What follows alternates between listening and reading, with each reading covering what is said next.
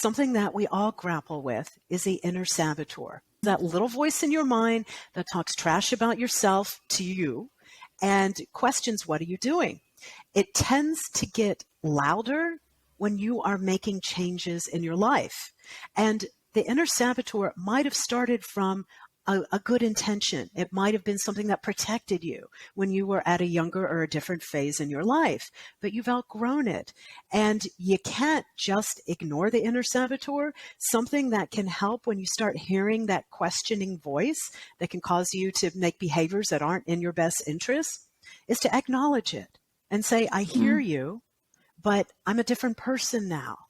And here are the choices I'm making. Thank you for being there in the past, but I don't need your help any longer.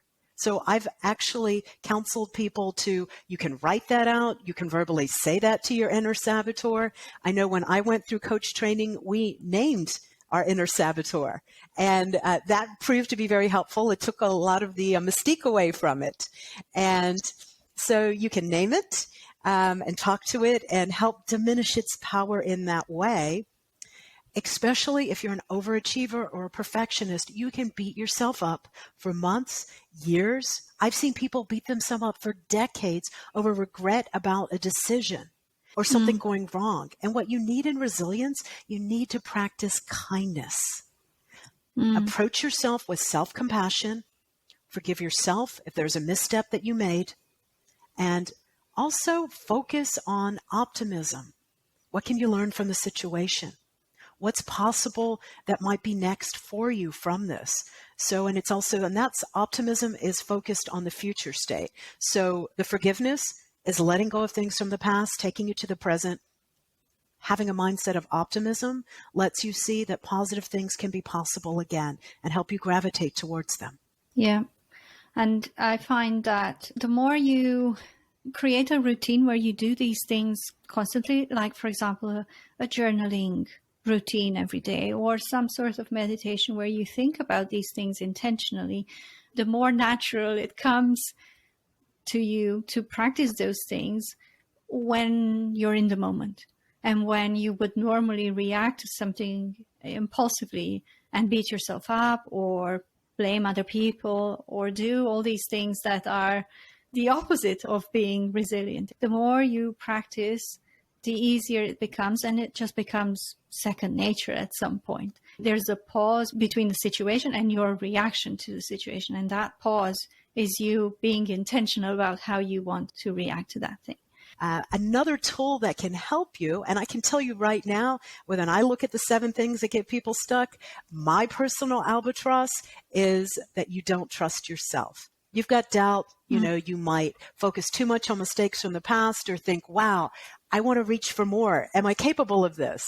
Do I deserve this? Just questioning behaviors. So this is something I've had to work really intently on. And a tool that I've created that I've seen yield some great results for people is to create something I call a reverse bucket list. And a bucket list, as you know, is a list of things you want to do before you kick the bucket, before you die one day. That's great. Yep. But if you make a reverse bucket list of things you've already done, did you put yourself through college?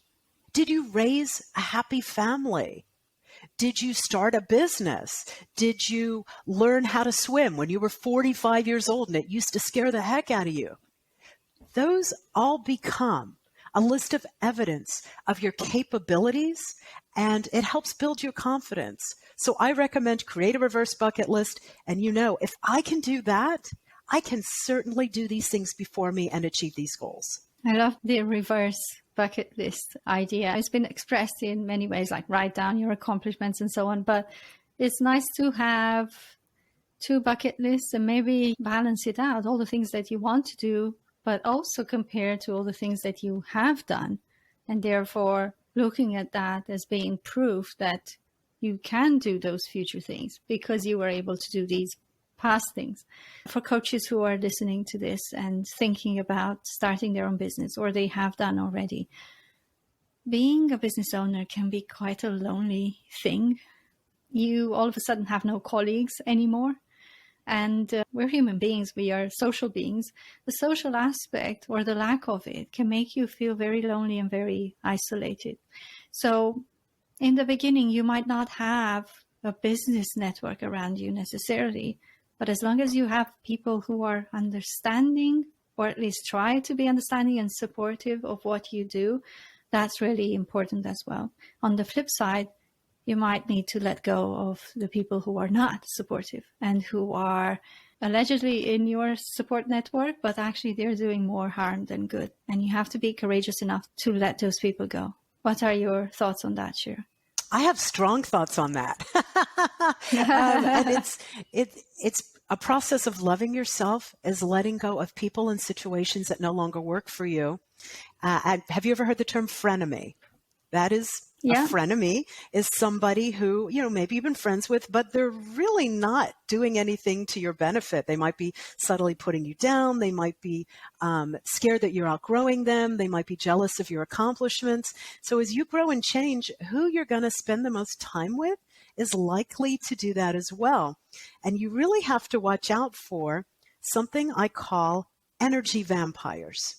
And those are people who, they might not even know they're that way, but they suck the life out of you because maybe they're a Debbie Downer. Maybe they're just focused on themselves and they're tone deaf. They don't have emotional intelligence and realize when you need support. And it's very healthy to weed that out. And I've had to do that. I went through a very big culling process in my 40s. With that, and I probably would have been a lot healthier if I'd done it about 10 years earlier in figuring out, who is really there for me that I can have great mutually beneficial supportive relationships with versus the people who are just bringing me down.